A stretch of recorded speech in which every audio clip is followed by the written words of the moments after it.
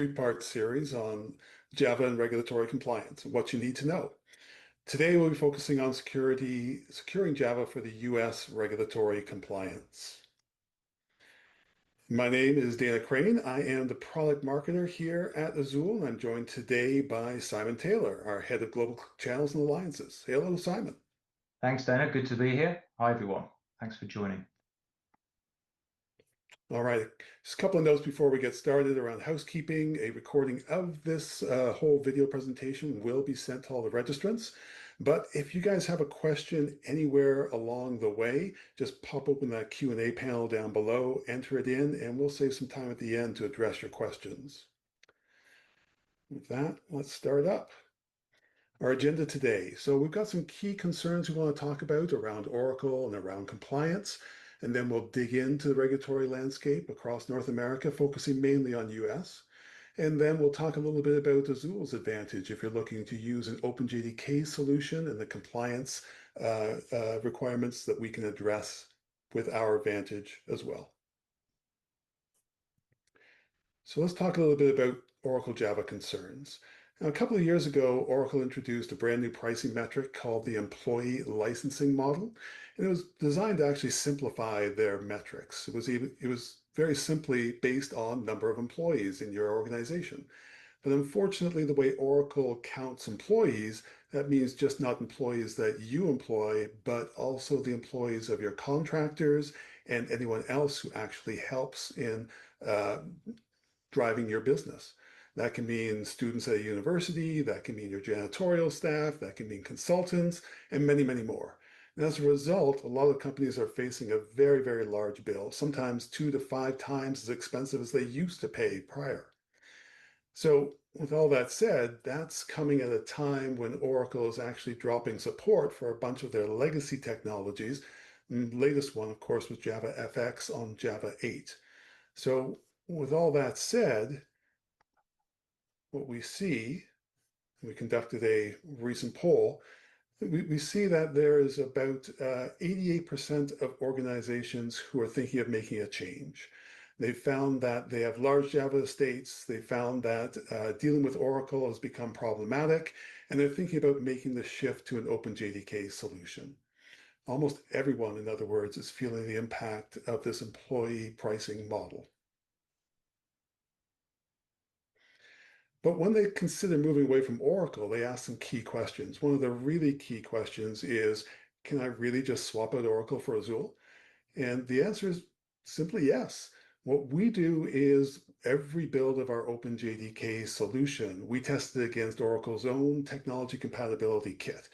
And that means hundreds of thousands of tests to make sure that we are 100% compatible with everything that Oracle does.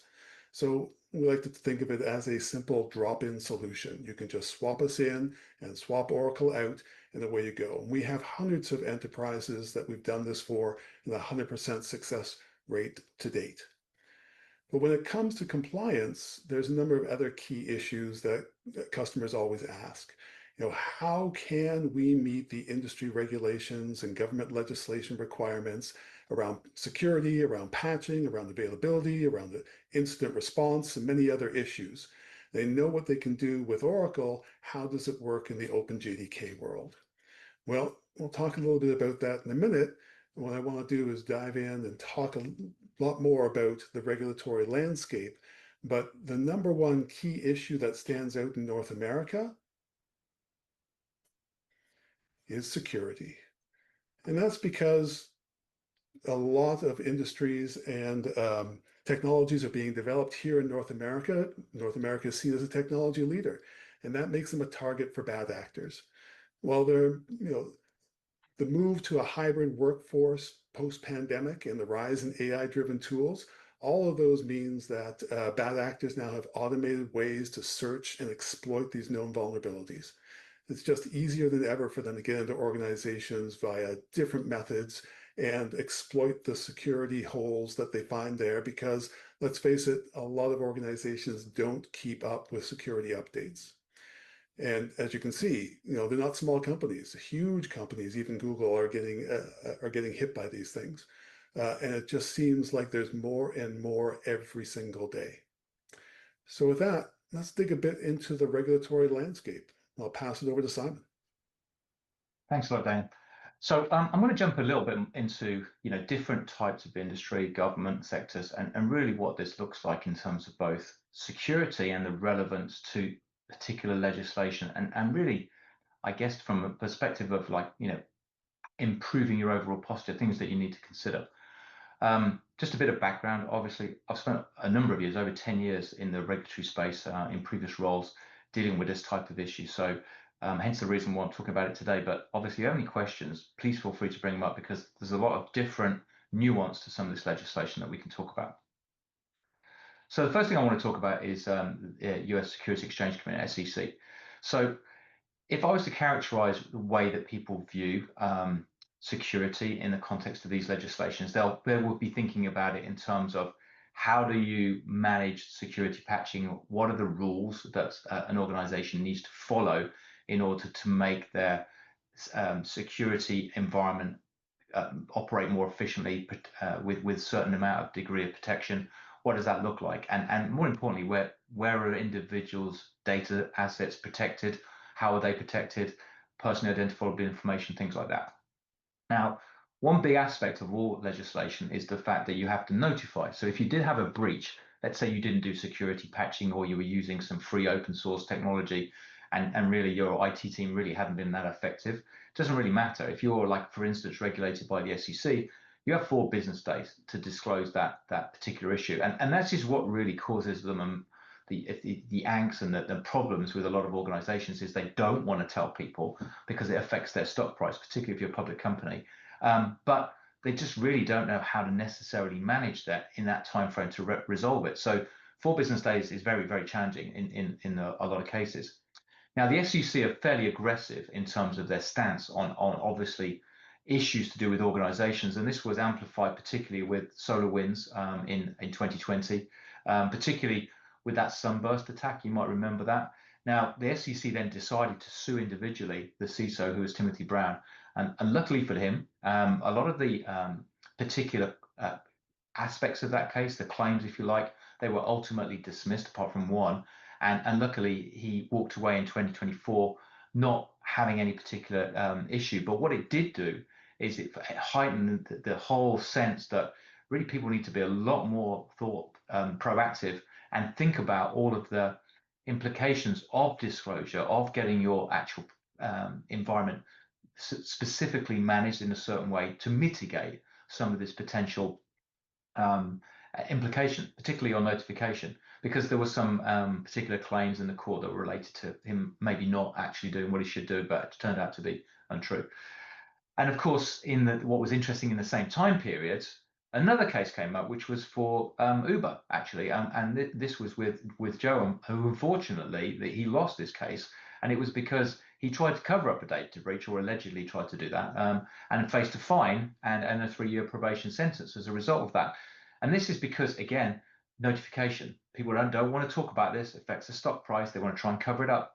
And really, what this is highlighting is that if you're going to really truly follow these regulations that imply compliance, and then you have to have a governance framework around it, you have to be proactive. If you wait for the reactive side of this, you're probably already going to fail, and you're going to be in that breach situation where you have to notify. But it's just not limited to things like financial services sector or a particular ISVs under SEC control because they're a public company. The government as well.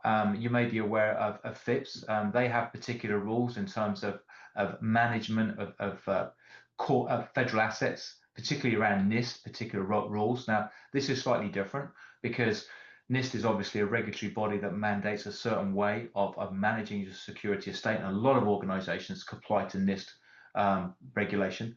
But FIPS is a federal information process standard that is about, particularly for cloud, for example, how assets in the cloud need to be managed from a security point of view. And certainly when you're using OpenJDK, which is some of the theme of this conversation, it ends up being quite challenging for organizations to effectively manage OpenJDK without support. And of course, OpenJDK, if you take Java, for example, it's been around for 30 years, used to be free. So everybody has the view that OpenJDK actually doesn't necessarily need support. Yes, it does, because if you have to patch a particular breach and you have to do it quickly, then you can't wait for a quarter for those mandates to come out. And I know Danny's going to be talking a little bit about that later on. But also, the particular NIST and FIP standards also have critical known vulnerability notification, which that can be as short as 4 days. So again, you have to manage that effectively, and that's a remediation timeline, not a notification timeline. That means that you've only got 4 days to just patch it, which is almost impossible if you don't have paid services that can give you updates. Let's talk about healthcare. That's another big area, happen to an area I know really well. So again, I'm not going to go into too much detail about HIPAA, but specifically in HIPAA, you may be familiar with something called high-tech, which is the sort of IT security provisions that are inside the HIPAA mandates around things like personal identifiable information, healthcare information, things like that. Well, it has a very particular clause that basically says if a breach occurs that affects more than 500 residents or 500 subscribers in a given state, then they only have 60 days to fix it or have to notify. And of course, that affects stock price, confidence, all sorts of things as well. So again, you're starting to see a theme here. Notification is pretty key. Actually, it's sort of like if you're not proactive and you have a breach, then immediately the notification window is what you have to focus on, other than obviously trying to remediate as quickly as possible. But that can have a massive impact. Let's talk about other financial service sector stuff, which is PCI DSS, which is very particular things like payment processing and so on around and that type of aspect. Now, because payment processing environments regulate a whole bunch of different, sorry, I should say PCI regulates a whole bunch of different payment processing organizations. There's more of an ecosystem around that. But specifically, again, if we focus on breach, organizations must advise payment brands within 48 hours if they were compliant with PCDSS requirements at the time of that breach. So this is a big mandate. You know, it's not just now one aspect of that payment cycle. It could be 3 or 4 different parties involved in that payment cycle, and they all have to show as part of one of them having a breach whether they're all compliant to PCI DSS. But you know, end of life systems must actually be replaced or commercially supported in that whole supply chain model as well for that payment processing. So if you're using something like Java 6 and 7, which is typically unsupported by somebody like Oracle, you either have to go and find somebody that can support them, or you have to upgrade them or get rid of them because they're not PCI DSS compliant at that time. And the last thing is incident response. You know, candidly, cardholder breaches, and we all know the situation, things like fraud and any particular data breach associated with credit card information is a big visibility thing. We all know what happened a few years ago with a couple of organizations that you know very familiar with. In those scenarios, you know, zero-day breaches are really an issue because if you don't patch security for a particular legacy system, and that in turn causes a zero-day breach, you're very unlikely to be able to patch that in any form of time frame that will keep you compliant. So this just highlights all the time lack of compliance. And finally, the one area I want to focus on is just NERC. Now, the Nuclear Regulatory Commission, or in this particular example, it's more around electricity, but there's other aspects in the energy sector as well. Have just very specific mandates on legacy support, and it's obviously overlooked. And if I was talking NERC specifically for nuclear regulatory bodies, you would find that in many situations, those older nuclear reactor systems, things like that, they're written in old technology. They're being maintained because obviously there's no need to necessarily change them. But you've got to have support, particularly if you want to manage yourself in relation to some sort of breach. And of course, those exploits were very popularly exploited many years ago, just for a variety of situations around the world for bad actors that really wanted to get and disrupt the energy sector solutions. So you need support and you need a paid solution. So in summary then, if we just think about notification, you don't necessarily need to think that this is such a bad thing if you have not done it, but the lack of your ability to remediate in relation to notification can cause you a lot of pain. So if you don't actually have a strategy to patch, manage, or remediate a potential breach or some cyber event, then you're immediately putting yourself in a time window with a clock ticking to non-compliance. Now, that non-compliance could mean that you're exposing yourself to show that you've got unsupported systems, the full extent of your breach, the fact that you have no incident response plan or resolution strategy around certain maintained systems, which you may have on core systems that you get from, say, Microsoft or other products, but in your legacy systems that are critical applications, you don't have a good strategy. that can cause all sorts of failures in compliance and regulatory impact. Then there's a reputation side, there's market confidence. When you don't notify, and of course you end up going past the window and it all explodes out of proportion and it affects your share price. That's what happens with SolarWinds. SolarWinds share price went down literally 20% when the whole court case happened and there was a notification of breach. And then finally on penalty, you may have the market impact of your stock price and how it would affect you, but don't forget that these regulatory bodies like the SEC, they come after you, right? So, that's been the court cases that we talked about very, very early on. And you're going to find much more of this globally as more people come out with cyber resilience standards and try and get people to adopt them into their own governance and vertical pieces of legislation and then push those into organizations. And they're creating a stake in the ground. So basically, if there are failures, they can point to that and start prosecuting against that particular failure as well, and which will end up in the court. So let's just talk about what the Azul advantage is, and then I want to segue back to Dana just a little way through this. So the Azul advantage really is that we're trying to help close that governance gap. And let's just be clear, compliance is the regulation, and you're either in compliance or you're out of compliance based on that regulation. Governance is the process and framework that you adopt to achieve that level of compliance, which includes security posture, whether it's being proactive or being responsive from an incident perspective. So there's two big things that we can think about. One of them is, how do you do security patching, and are you doing regular security patches? Most companies, according to, and this was Powman Institute and a variety of different regulatory bodies, most organizations don't patch regularly, particularly legacy systems. That's primarily because of the amount of time it takes development teams to go and implement those patches. They just ignore it, or they only do it periodically, like once a year or once every couple of quarters. That's just not good enough, not in the landscape that we find ourselves in today. And then, of course, there's incident response, which is, okay, what do you do when you have a breach? How can you remediate? Well, you sort of need to know where to go and apply a patch. And the problem with a lot of application security today is that when you use vulnerability scanners, they come up with a lot of noise. You don't actually know where to go and patch. It takes a significant amount of effort and certain types of technology to even get to a point where you can localize where you need to go and implement a set of patches on a particular application. So knowing where to go and how you can triage that very quickly, we're almost like finding the needle in the haystack, is pretty critical. And you're seeing here what the average remediation times is. In most cases, it's 60 to 150 days. So if you're in a breach notification of 4 days or 2 days or 48 hours or even 60 days like it was in healthcare, the chances are you will be out of compliance very, very quickly. And then you will have bigger potential exposure. So with that, let me transition a little bit more to Dana now. He's going to talk about how Azul specifically helps. Yeah, thanks, Simon. Just advance here. There we go. So we look very much like Oracle. If you're familiar with how Oracle works, we do many of the same service levels that they provide. For example, critical patch updates. So on a quarterly basis, we release critical patch updates just like Oracle. We're the only two companies in the Java space that do so. And the reason we do that is because these are very much security-focused patches, things that you can deploy very, very quickly to meet those quick remediation timelines that Simon was talking about. If you've got mandates for very quick patching, like 2 days or 4 days, this is what you'll need.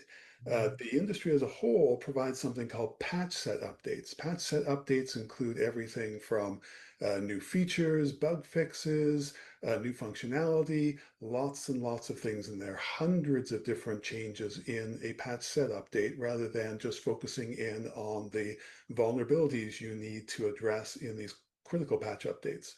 So if you're looking to meet those patching requirements, critical patch updates are key.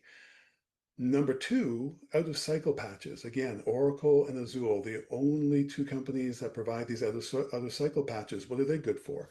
So if you've heard of a 0-day breach that can happen, you'll be waiting maybe up to 3 months before a patch set update is released and addresses that 0-day vulnerability. In the meantime, your systems are going to be vulnerable to attack. Oracle and Azul provide out-of-cycle patches in a very timely manner to address those zero-day vulnerabilities, or even if you've got something specific to your own system that is happening, we can address that with an out-of-cycle patch as well. And then global technical support. We have the largest Java-focused global technical support on the planet outside of Oracle. And that's key when you have an incident response. So when we need to figure out what happened with a breach, you need to get to root cause analysis. And our guys have more than 20 years of Java expertise per person on this team. They have great technical depth and they can help do that assessment for you. Make sure you can discover that root cause and provide a patch to close it as quickly as possible so you can meet those incident response times. And then we talked a little bit about EOL technologies, things like PCI DSS, where if you've got some older technology anywhere in the PAN processing, you've got to have commercial support for that. And that can include things like applets or Java Web Start as well, legacy technologies that not even Oracle provides support for today. Azul provides those today. Let's dig in a little bit more. So when you think of Java 6 and 7, you think, very old technologies, nothing happening with them, but that's not true. There are new vulnerabilities being discovered every quarter that affect Java 6 and Java 7. And we're one of the very few companies that will backport fixes to Java 6 and Java 7 to make sure you can close those vulnerability holes and make sure that your system stays secure. Similarly, when it comes to Java Web Start or with applets, we found that there are a number of companies out there that still do support these older technologies. And we can help you get off of the Oracle-based technology that is no longer supported by Oracle and move to open source technologies that we provide support for out of the box. Things like ICE Web to provide for Java Web Start implementations and running on our own Azul Java runtime, your Java applets. And we've done this for many, many different companies when we've migrated them over to OpenJDK. And one customer in particular that comes to mind, they had security alarms that were going off for thousands of desktops on a weekly basis because their security scan would find these old Java 6, Java 7, or even Java Web Start vulnerabilities. Now, when they moved over from Oracle to Azul, they were able to eliminate all of those alarms, get themselves back into compliance because, of course, these were, when they turn off the alarms, they still have the vulnerabilities. They are definitely out of compliance. Now they can gain commercial support. Now they can get back in compliance. And finally, I'll make one last note. We are very much stepping into the secure container space. We are partnering up with some of the key players here. If you've heard of ChainGuard before, they are very prominent here in the secure container space. And now we can deploy directly inside of a ChainGuard container. So you can go to ChainGuard and get an Azul JVM deployed within the ChainGuard container and bring that into your CI/CD process, the same like you do today. We're also doing the same thing with RapidFort. So if that's another company you work with for these kinds of hardened containers, RapidFort provides the same kind of near zero CVE containers that ChainGuard does. So this is going to make things much easier for you. Get rid of all of that patching and remediation you might have to do if you're picking up Azul from, say, a Docker repository today.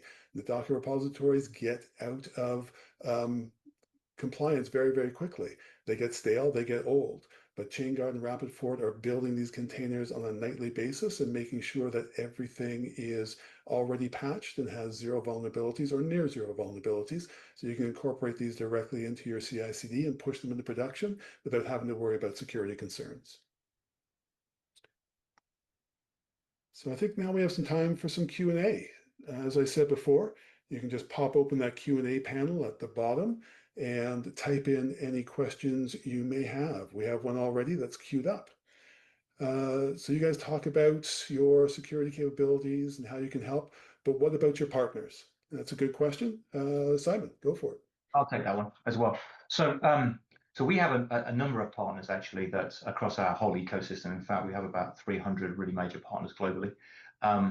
What those partners do, it varies. Some of them are just selling the license technology that we provide. Some of them are providing a lot of services. We don't do services as also all of our partner community deliver all the services around everything that we do within our product set. However, there is one particular group of partners, which is our managed service partners, that is more relevant to this conversation from a security point of view.